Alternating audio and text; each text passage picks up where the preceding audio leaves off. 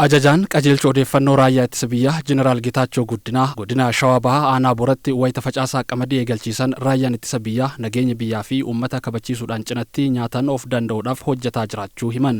Nagaa tasgabbeessuu, nagaa eeguun dirqama isaa guddaa ta'e otoo jiruyyuu cinaatti immoo kan oomishu ta'uusaa dandeettiin kan akkasiis akka qabu ta'uusaa jireenya uummatni jiraatuu fi hojii uummanni hojjetu keessatti immoo yogguu involve gochaa deemu yaadaa fi haamilee guddaa uumaa fi deema.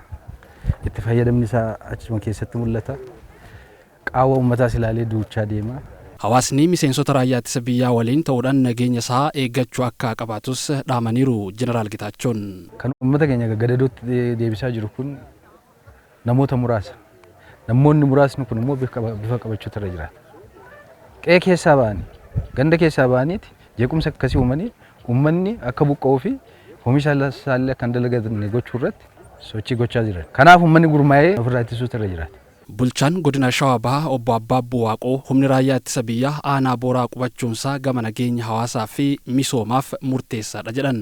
Waraanni naannoo kana jiruutii fi gandoota kana bilisa baasanii rakkoo nageenyaa keessaa nu baasan kun cinaa kanaan lafa baay'ee agabuu buluu hin dandeenye qotanii ofii isaaniitti oomishataa jiru.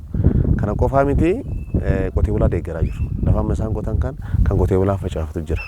Kan qotanii qotee bulaadhaa kennantu jira jechuudha. Bulchaan aanaa Booraa obbo Muhammad Abdootis uummanni nageenya isaa eeggachaa hojii misoomaa eegale cimsuu akka qabaatu dhaaman. Yeroo ammaa kana hektaarri 100 ol qotamee facaasaaf qophii ta'ee yeroo har'aa kana jalqabsiisa irra kan jiru ta'uu isaati.